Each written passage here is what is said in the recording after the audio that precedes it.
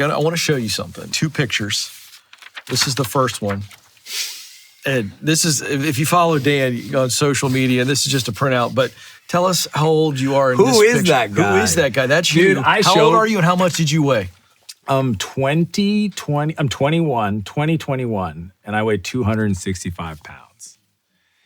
And That's extraordinary. I look into those eyes, and I see a goofball, like the goofiest goofball. I'm not that guy, just so y'all know. Yeah. Now there's a question here, but I got to show you the second picture, and this is for our audience because, I mean, dude, when you put in this work, every dude wants this picture. Clickbait, thumbnails. There we go. There's this guy. It's the same guy. Let's go. How old is that guy? This guy's 44. 44.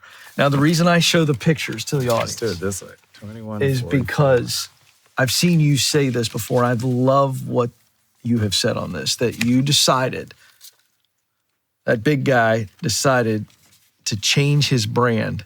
Talk about how you changed the way you thought about yourself, which allowed you to change your body. I will share this because, again, 21 to 44 is 23 years of time.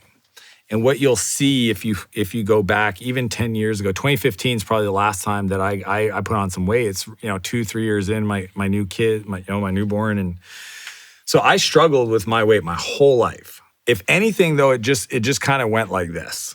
So it was up and down, up and down, up and down, up and down, up Were and down. you eating to medicate? We know you're 100%. past. I'm a drug addict. So sugar, eating, comfort. I don't do, like, a lot of people have like some kind of outlet. Like, I don't play video games. I'd say extreme sports, racing cars, snowboarding, snow biking, wake surfing, and then food was kind of another way to do that, especially if traveling was always hard for me.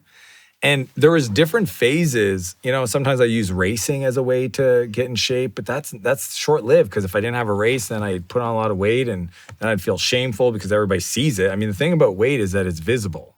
You can't hide. You lost weight, you look good. You put on weight, oh geez, what happened?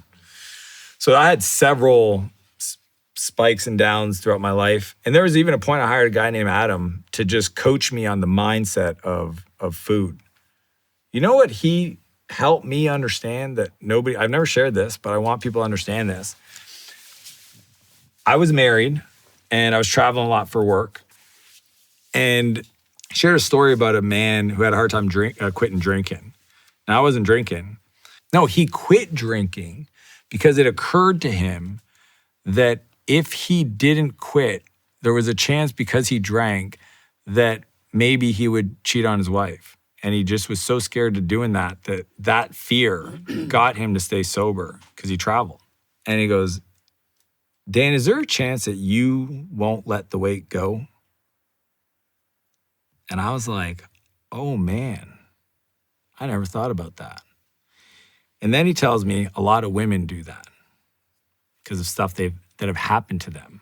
It's a protective mechanism to keep people away. My goodness. So that helped me actually get to a new level, right? And then I started running and CrossFit and Ironman. The difference between that photo in 12 months prior, so that was March of this year, let's say, it was only 90 days. Actually, I did that transformation in 90 days, was a decision of essentially, I want to look the part. I worked out way too hard to not look the part. That was the identity shift. You changed that identity shift, and I think that's powerful. Yeah. So I started. How does an athlete live? Decision. So what's funny is I wrote down in my morning miracle journal, okay, for 10 years, I'm an Ironman. I couldn't swim. And I didn't do it. I do it a lot. Like, you'd think that after writing it down for 3 or 4 times, you would think you should probably start doing something that looks like an Ironman. I didn't. I just was like, I was getting ready to get ready. I'm an Ironman athlete. I'm an Ironman athlete. I'm an Ironman. I'd just write it down. I'd write down like I'm a billionaire. I'd write all this stuff down. And I remember it started with a sprint triathlon. And then it started with, so I had to do a 600-meter swim, which sounded like the end of the world, right? Because if you can't swim, you try to swim that far. I remember the first time I went across a pool, I stopped, I screamed back at my buddy. I was like, how many of those we got to do? He's like, 60. I was like, I'm going to drown. Like, this is hard. the shift in that was understanding the power of identity. Is I shifted and I started writing down, I'm a bodybuilder. That's I'm a bodybuilder. Yeah, I'm glad you said that because I was going to ask you what went from writing all these things down to the action part, and it was changing what you were focused on. 100%. I went from Ironman athlete. I did a sprint, an Olympic, eventually a 70.3 half. Then I did a full. And now I'm actually signed up for 70.3 in Mont Tremblant next year. So I've done probably 6 or 7 Ironmans. I will tell you, my buddy Nick, who I train with, a decade ago, I was coaching him and he did a vision board. And on his vision board, he had an Ironman logo, like the Ironman logo. Okay, my buddy Nick was like so sloppy, like he just, and he wrote that down there. And I'm a big thinker.